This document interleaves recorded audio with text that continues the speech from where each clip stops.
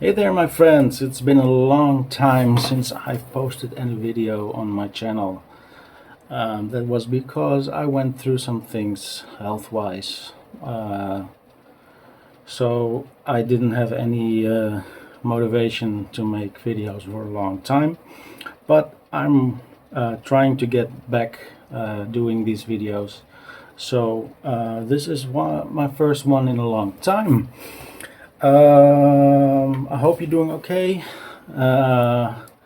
It's very hot right now here in Europe, so we had a heat wave a few days. Today it was a little bit raining here in Holland, but there's more heat to come. Okay, but why are we here? Of course, for our main man, the King Elvis Presley.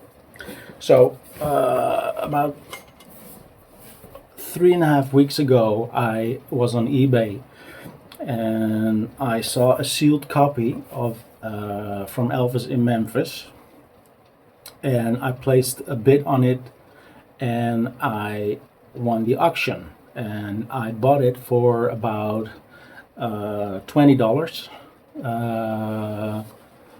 It had around $33 shipping cost, so it came around to $53 in total. And from the auction, what I could see on the picture is that it was a 1977 pressing, because it didn't have any hype sticker on it or anything special on it indicating it was any different. So a few days ago it arrived through the mail, and I placed it aside here. Just I'm gonna open it, or maybe I'm gonna leave it sealed, but to me it felt different than I'm used to with the 77 pressings that were released after Elvis passed away, that were all on the flexi vinyl from RCA, and this felt heavier. So I thought, what could be going on here? Is it maybe a heavier pressing from another plant? Because they were pressing these a lot after Elvis passed. They were maybe pressed in the millions for all albums combined. So that's the reason why you can still easily find some sealed copies. So yesterday it was time to open this, and I was expecting to find the very common inner sleeve from 77, 76, 77 with Moody Blue as latest album on the sleeve. So when I opened the record yesterday, it started like this. The sleeve came out, and this was the first indication that it was probably not a 77 pressing, because it has a original 60s inner sleeve, mostly advertising Elvis's soundtrack albums on one side and all his studio albums on the other side, with the last one being Golden Records Volume 4. So I was like, what is going on here? So when I took the vinyl out, this is what happened. I opened a brand new original first pressing from 1969. And that's side 2. So I did a little research. I did take a look at the dead wax, and with the matrix code and the factory stamp, I've determined that this is a 69 pressing. They used the seventh pressing stamper from the lacquer, because the last is a 7S, so this is 7S, and on the other side it is a 4S.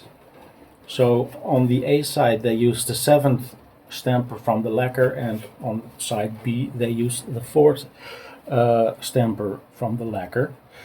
And it has the R factory code, which means it's a original Rockaway, New Jersey pressing. So that came as a surprise. I did have a original 77 pressing, and I thought, yeah, why not buy another one, keep it sealed for keepsake.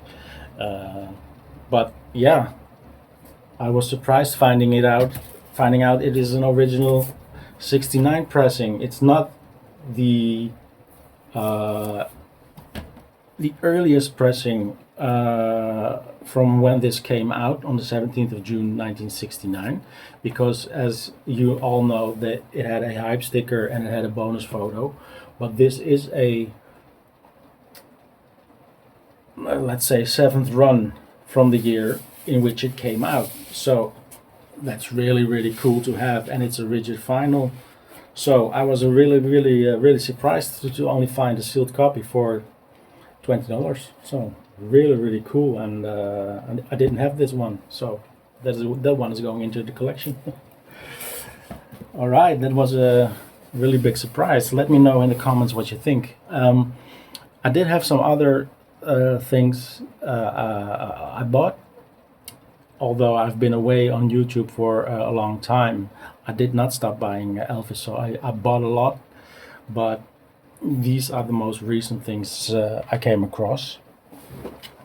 I saw on a website here this CD.